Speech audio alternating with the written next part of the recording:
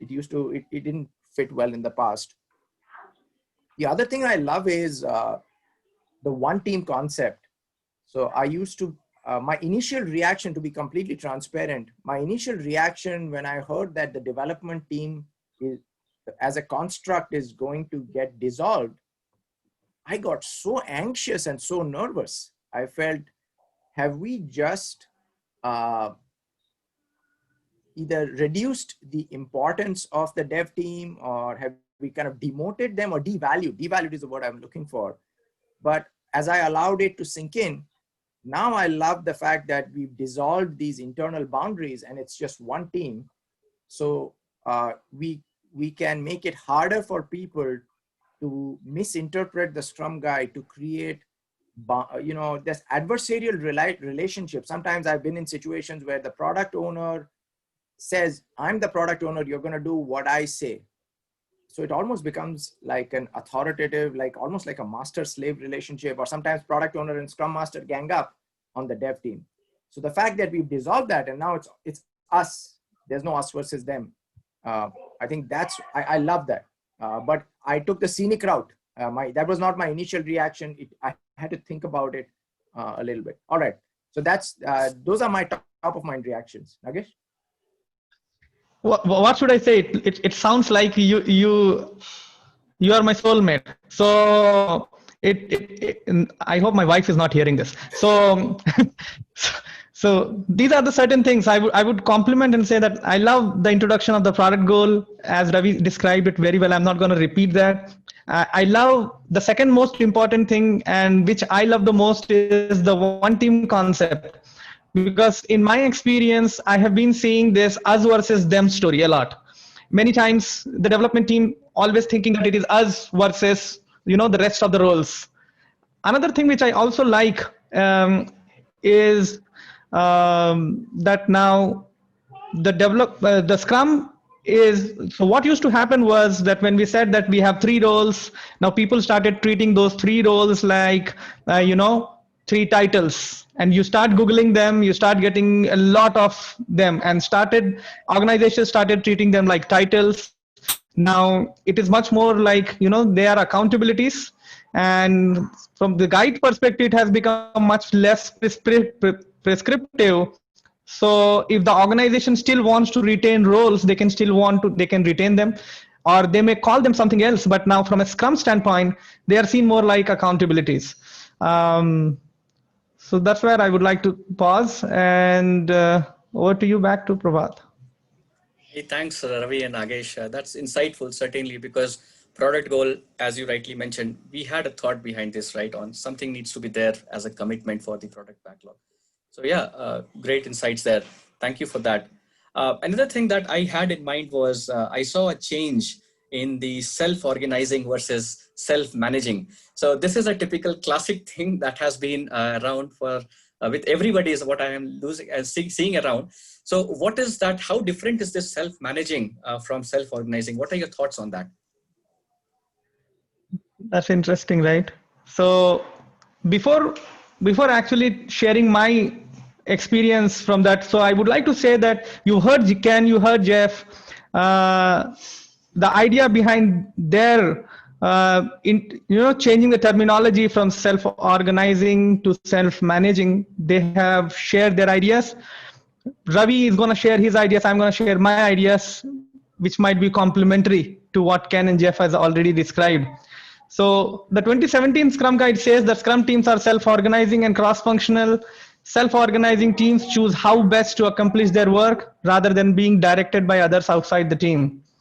Now, there are another 3 references which are highlighted how self-organizing is important for the development team when planning their work during the daily Scrum. When you come to 2020 Scrum Guide, this concept is consolidated to the Scrum team, and when talking about the Scrum, the self-management is described as that now the team has more autonomy.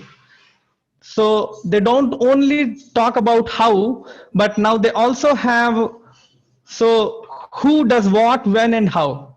So now the team has more accountability in terms of creating and delivering value to your customers. So I feel while we have a cognitive biases, because there's a lot of literature available for self-organization. But self-management from the Scrum standpoint makes it more actionable. That's my perspective. And I'd like to also hear Ravi. Yeah. You know, initially how I would teach my students, you know, self-management, or in the self-organized, the distinction between self-management and self-organization was, self-management is maybe the uh, the C-suite. The C-suite goes off and does some strategic planning, typically in October, November, and then they'll set the corporate goals. And then the team has, and that the corporate goals are the overarching North Star, and the team operates in that context. So what I would say is, the inside of the team gets to operate inside of that organizational context, and then find the best way to help the company find the best path towards that destination.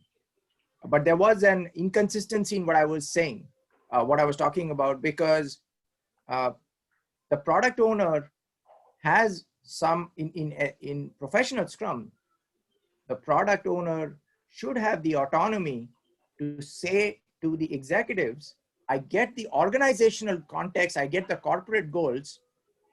Tell me either tell me how my product fits into the context, or let's have a conversation, a back and forth. Tell me, what is my slice of the pie? What is it that you would like me to contribute to the corporate goals? And then the product owner gets that, and maybe there is a back and forth. And if it's an entrepreneurial product owner, they may say, may I make a counter offer? How about my product makes this contribution instead? And that is the entrepreneurial thinking. So I love what the adjustment that has been made, because now we have formalized the spirit that we want the product owner to demonstrate, which is an entrepreneurial spirit. I will still stay within the organizational context.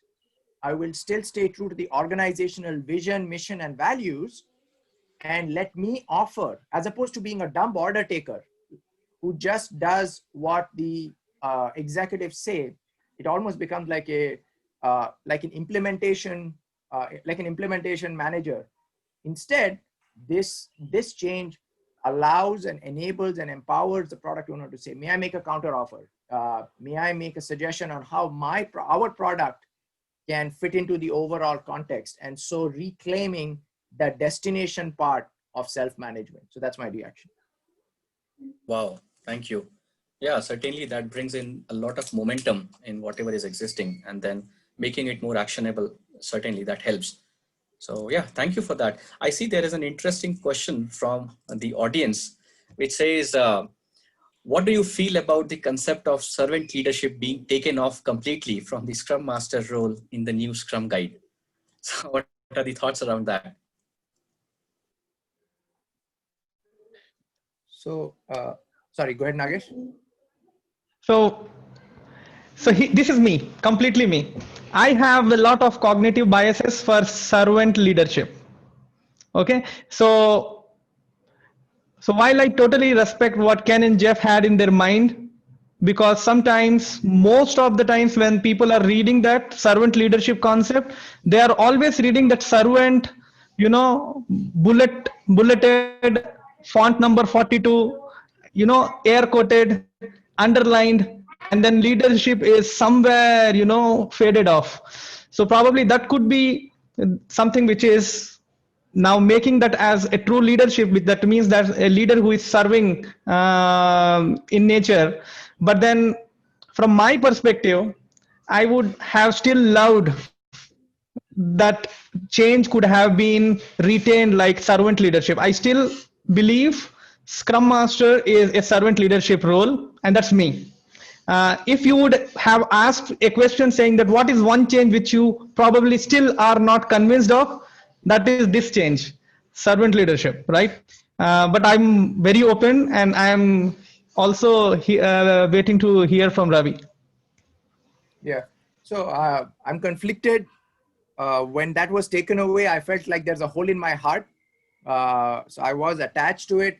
I can look at it from different perspectives. So one perspective is, at least uh, in America, uh, servant leadership does have or can have a religious connotation.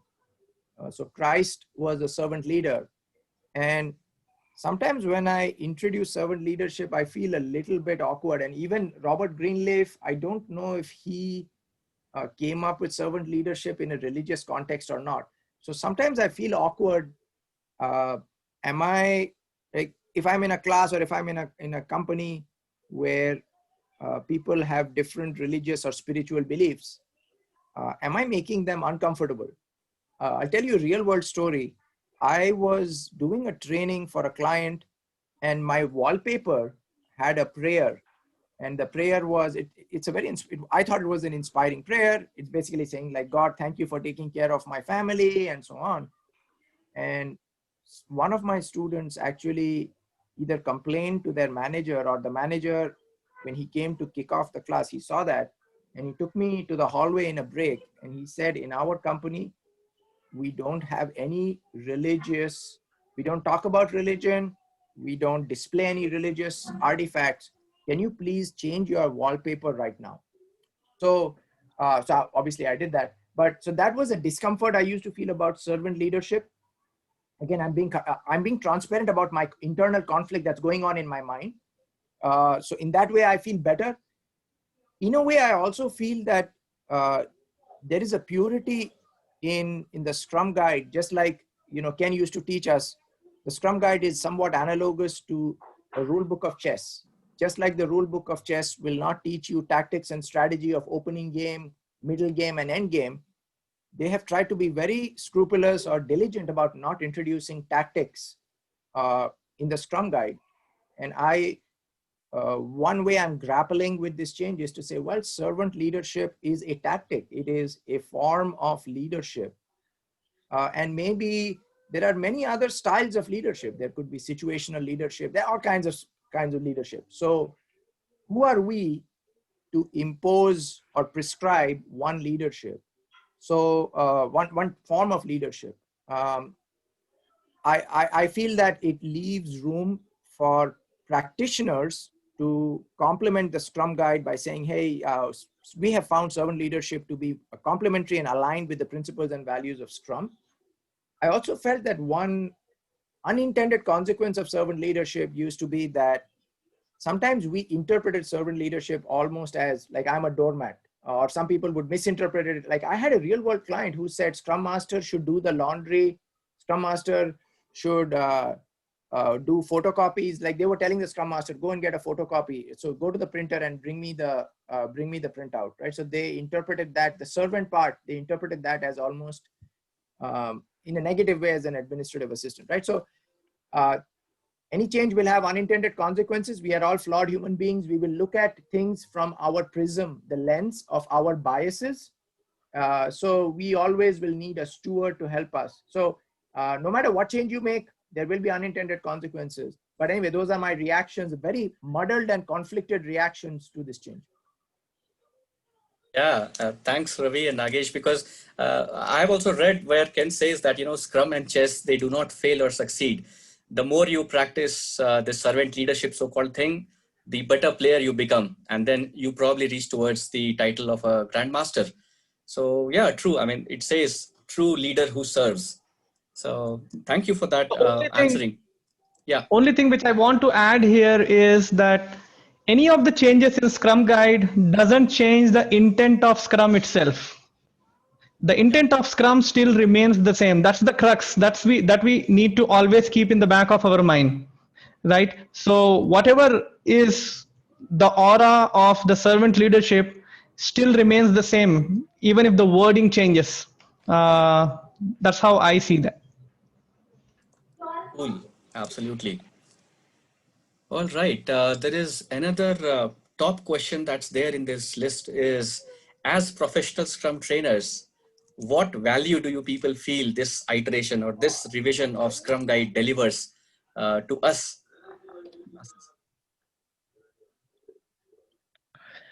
I I believe that it is the best version of the Scrum Guide. So far, we've had so many versions because some of the things which were anything which was over prescriptive, that is as much as possible being removed. And my favorite one is the three questions, right? So because that was there to help teams to start, but somehow, and everybody is familiar with the term, that has given birth to the zombie scrum also, because people now act just like zombies asking those three questions.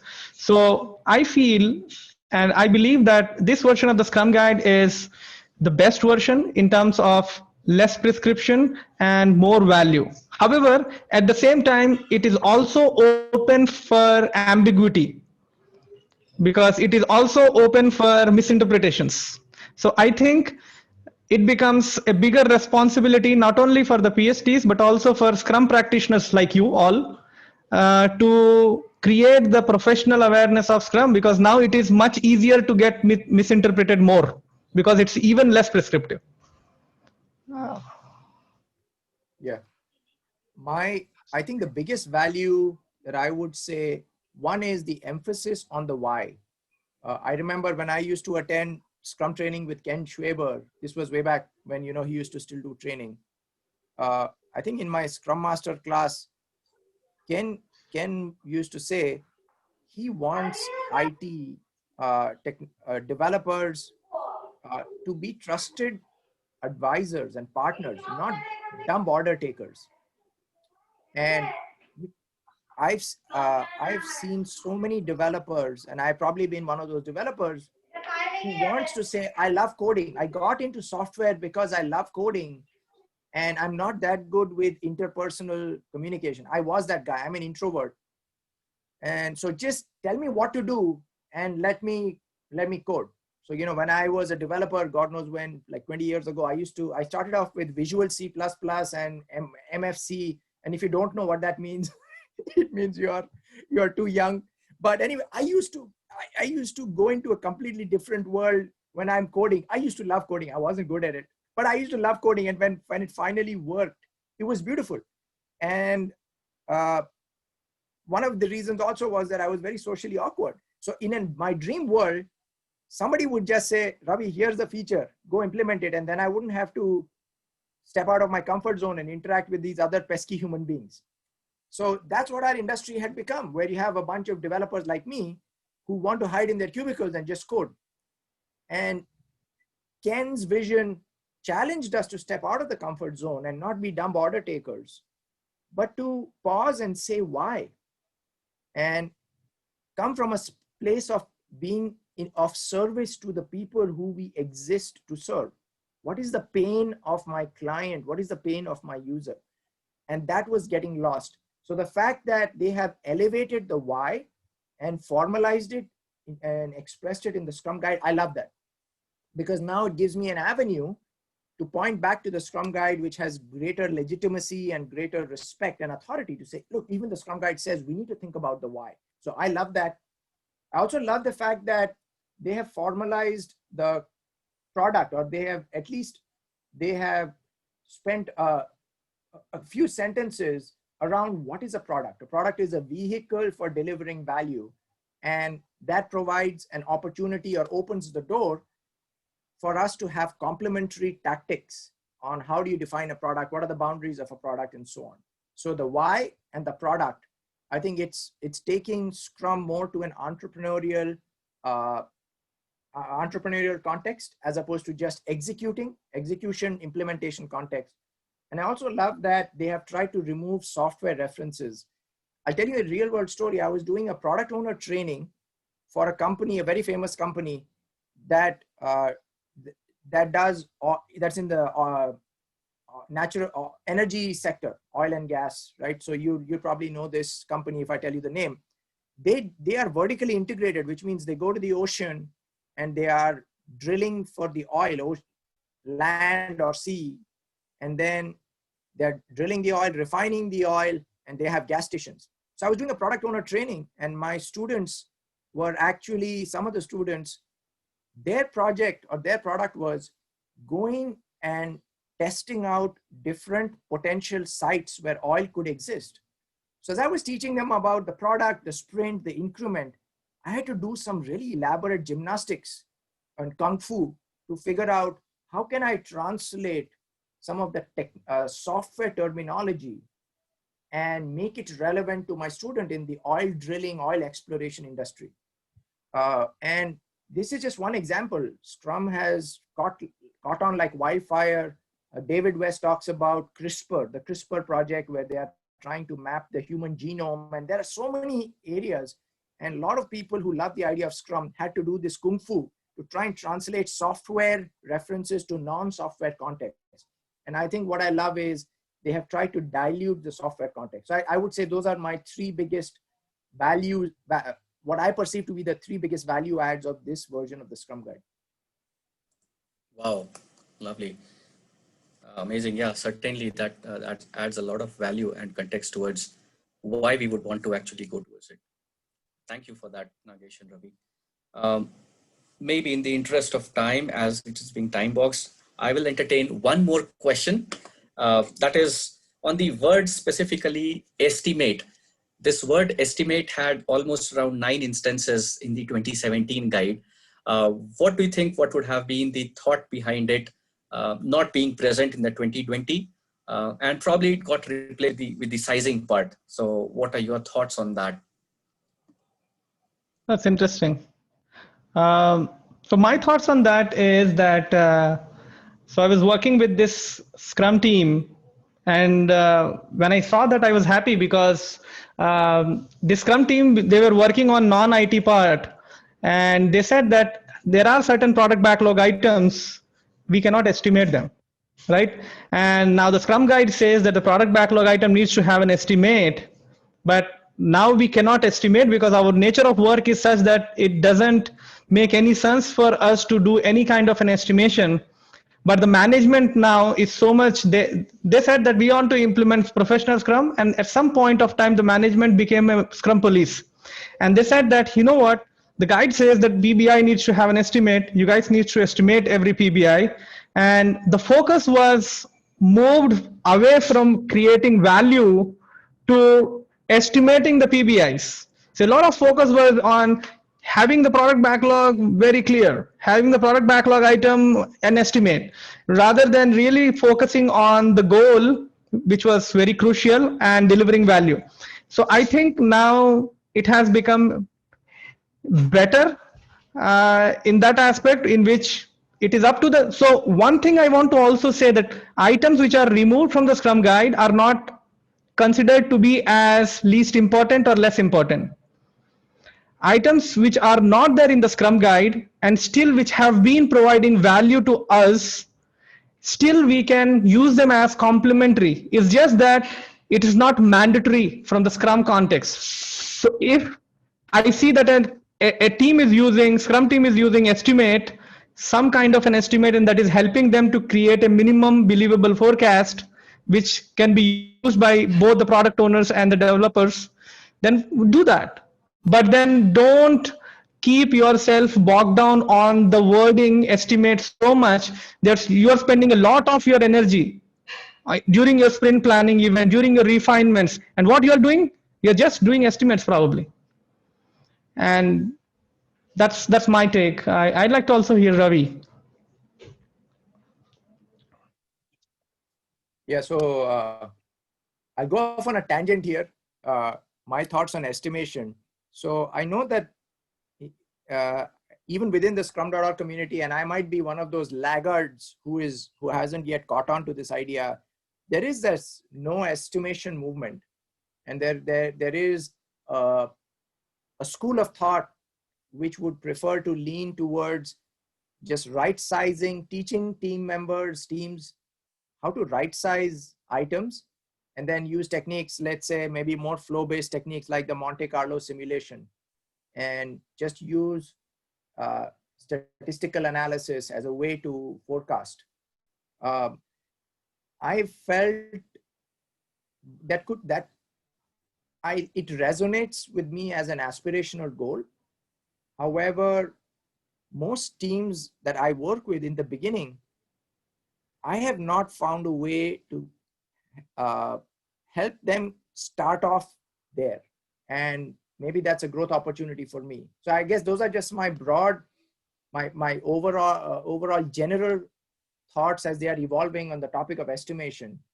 Why I like, now coming to this specific question, how do I feel about removal of estimation? I like switching from estimation to sizing, because the word estimation has some baggage from the waterfall technique or the waterfall world, as Nagesh was saying. There is a fundamental mental model or mindset in the old way of thinking, the command and control way of thinking, to say that the developer cannot be trusted. And I'm sure developers like me have behaved in a way to lose the trust. So the estimate and the Gantt chart and the percentage complete and the status report and the red, yellow, green was a technique used by management to prevent the inmates from running the asylum. And then here comes Scrum, and management might feel a sense of anxiety. Oh my God, my primary control technique has disappeared. So now they are scrambling to look at the new technique to say, where can I find in this new technique a way to legitimize my old technique? And estimate became that, right? Because now estimate became, okay, velocity and story points. And now the old stick was a Gantt chart, number of person days. Now the new stick is story points, right?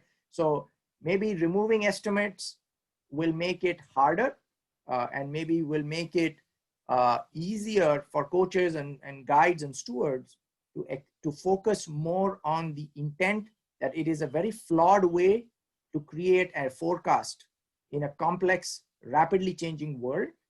And in my mind, what I tell people, especially when we are talking about estimates and backlog refinement, that the points or the estimate is not the goal.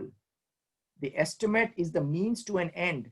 The end is greater clarity and awareness and alignment about the intent.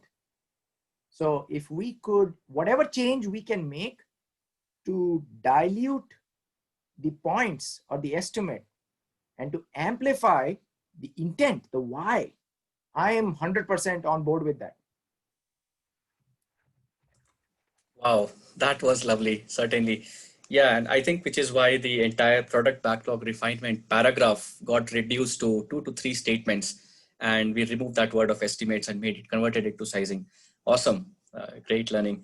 I think we can just close this Q&A, and I'll tell you guys, remaining ones, the questions that we will have, we will create a backlog of all those queries, and then we will utilize that in the upcoming meetups as well, because that will create a good platform for us to keep continuing such discussions around it. So maybe we would like to close this with one small question, and it could be very short, is if you were to take select one change, which is your favorite change, so maybe one from Nagesh and one from Ravi, what would that change be in this new guide? One favorite change. One favorite change of yours. Product goal. Awesome. For me, awesome. it's the why. Why? Like Cool. Simon Sinek says, or maybe Why? Why? Start with the why. Gotta Right. start with the why. Awesome. Yeah, that appeared in sprint planning section as well.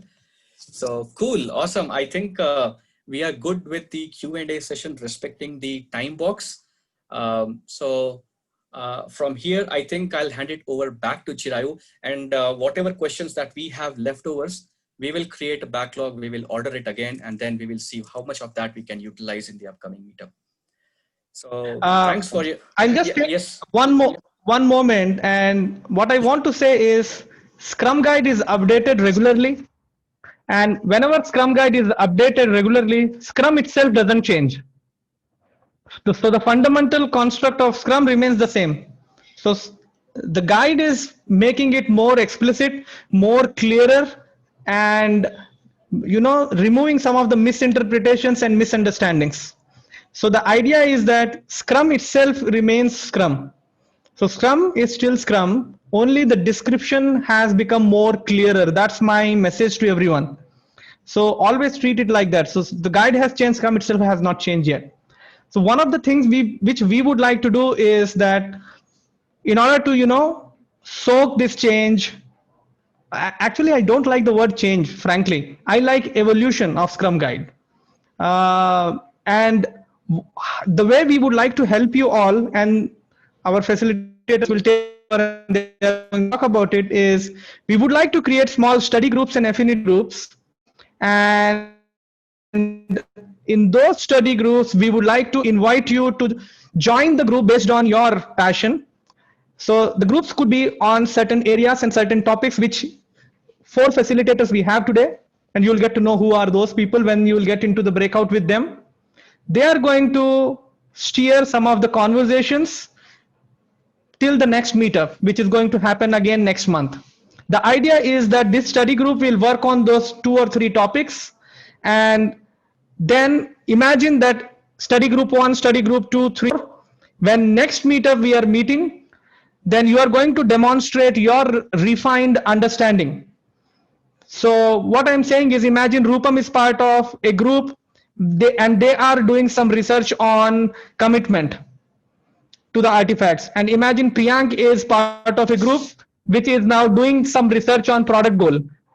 And when we meet in the next meetup, Priyank and along with his group is going to do some demonstration of their refined understanding on product goal, and Rupam is going to share about the commitments to the artifacts. And in that way, it is helping us. And from this meetup to the next meetup, people are doing asynchronous, exchange of information, and our facilitators are going to help you with those aspects. So over to you, Prabhat. Yeah, thanks for that, Nagesh. Yeah. So yeah, it is regarding the same, creating affinity groups of like-minded people. Yeah, thank you for that. I think Chirayu would do that as creating groups, meetup groups, groups of people, and then we will see how we can utilize in the breakout room. But I think prior to going to that study circle concept, I think Chirayu, I would hand it over to you for the retrospective that we would want to run. Yes, Prabhat. So let's move on to a one-word retrospective to the last 30-40 minutes spent on the discussion with the panelists. So if you would like to describe it in one word, what would that be? I'll just share my screen. I think we'll use the same Menti once the screen is shared. We have the Menti cloud. It's just that you would want to enter that, and then everybody will be able to see how's that one word. The same Menti code that you used for the previous sessions.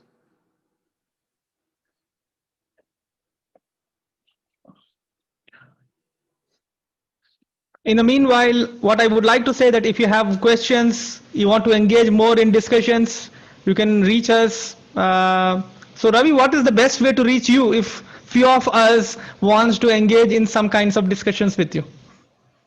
I think the best way would be, Nagesh, through you and Chirayu, if possible, similar meetups. I'd love to get together with you folks. The only constraint that I have is Saturday, Sunday is family time. So I won't be able to participate on Saturday, Sunday, but I have Wednesday mornings available, and on a case-by-case basis, I think Wednesdays and Fridays might be able to make something happen. So it would be through Nagesh, through you and Chirayu if possible. Sure. Thanks, Ravi.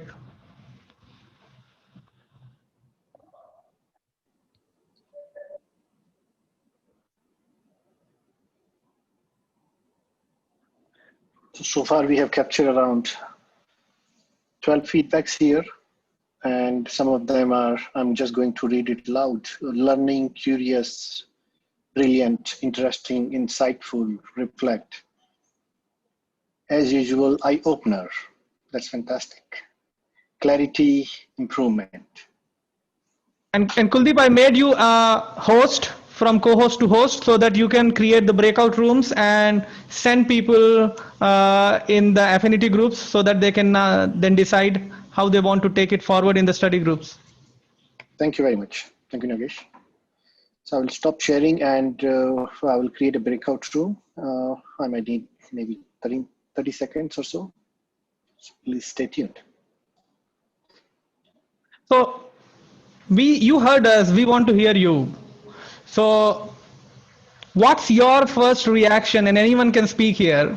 What's your first reaction on the new guide? Devastated, happy, or you can speak more also, but we would like to hear your thoughts as well.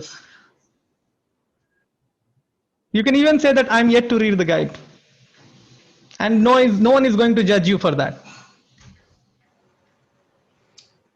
Okay, hello everyone. Hi. I think from my side, if I say after reading the complete, 2020 guide, nothing actually, suddenly nothing changed came into my mind. I did not thought like something got changed, but after getting the feedback and then side by side, word by word, I had started to understanding, okay, there are potential changes actually happening into the Scrum guide, which actually gave me a kind of shock. Why? I'm telling you, because still now I am finding people have their different opinion and different understanding about the 2017 guide, like regarding estimate, retrospective, definition of done, definition of ready. And I found out, okay, now I have to again update them, work, something has changed and this is what you have understood, it has to be changed again. So yeah, that's why I thought it's a bit challenging right now again. So I want to go next, Nagesh here. So after reading the Scrum Guide, one thing I really like the artifact area where we added the 3 commitment part. One is the product goal, and another is for the definition of done. So these things I think we discussed a lot on our previous classroom and all those things, and I found that got a place over the Scrum Guide, and now people should take it seriously while implementing Scrum.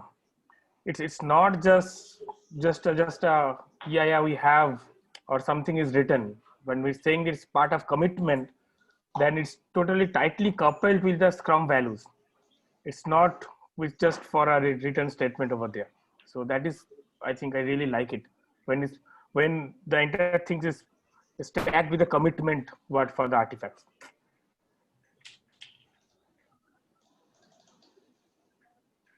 That's all. I just have one thought in my mind. Whoever would have attended a professional Scrum training, for them, this change would have not sounded like a big change, because the PSTs must be already talking about things like, hey, every role has an accountability. You have artifacts which are, making it transparent. You have events which are inspect and adapt opportunity. We are talking about, though we are not saying that definition of done is committed, it's a commitment, but it is very essential. It is needed. Soon in the first sprint, you will realize that we need a sprint goal. We need a definition of done. And I think those things they must be already hearing if you were part of the trainings. But the folks who have never been to a professional Scrum training and now they are reading the guide after some of the flaccid Scrum experience, then for them that could be like, hey, what has happened? I think this is a big change, because we already used to say that sprint planning, product owner comes with a goal in mind. So we already talked about, so now it is more explicit to say 3 topics instead of 2 topics, but we used to always talk about that. So that's how I see that. But then you folks have attended trainings, and how does the change look like for you? That, oh, I mean, still it's a big change, or you feel that, yeah, I think this is organic, that makes sense. I think I'm happy with that. For me, it is Thank you very more of much. being organic. Can say that. Go ahead. Someone was saying. So I'm opening, I will open the room now. So we will have 15 minutes breakout and then we will come back and we have a debrief. I think, Kuldeep, we can share the link of the Moodle where teams can go and capture their thoughts and discuss in the study circle. So sure. I'll share it here with everyone, and then probably you can bring it up on the screen to show where we would like to capture the thoughts. Before you start the breakout session, I want to still I still want to be respectful towards Ravi's time, and I know it's early morning for Ravi, and so I want to take this as an opportunity to share my token of thanks to Ravi, and also inspire others to say thanks to Ravi before you folks go into the breakout. And if Ravi stays, then we are more than happy. But if Ravi wants to leave, then we don't want to, keep him held up here. Yeah, and Nagesh, if I could maybe have brief closing comments. First, Yes. thank you for including me. I'm a little bit emotional, so I'll have to, in a positive way. I left India almost 20 years ago. I used to live in Bangalore. I grew up in India.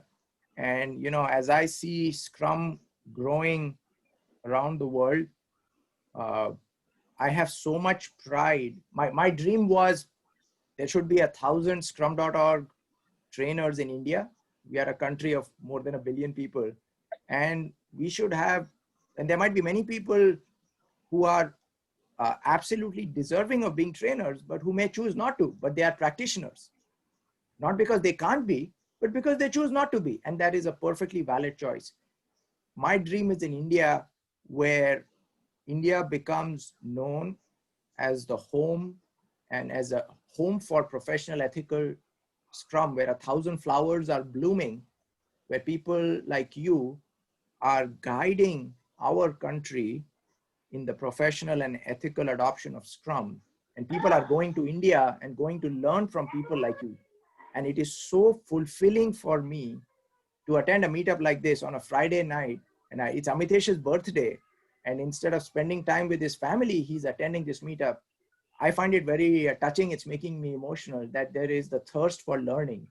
And, we have a beautiful country and we are natural learners. And just imagine what might be possible if 1 billion people in India, taste the magic of Scrum. So I want to thank you. And, being an immigrant, my body is in America, but my part of my heart is still in India. And today I feel complete because Scrum is an important part of my heart and India is an important part of my heart. And today I felt that those two parts got together. So thank you for giving me the opportunity to experience that joy. And I hope that this is not the last time, and you will continue to include me in this family and give me the privilege of tasting that in the future. All right. So thank you so much, guys. Stay safe, stay healthy. Thank you. Keep calm and Scrum on. Thank you, Ravi. Thanks a lot, Thank Ravi. you. Thank you, Ravi. Okay. Thank you. Bye. Okay.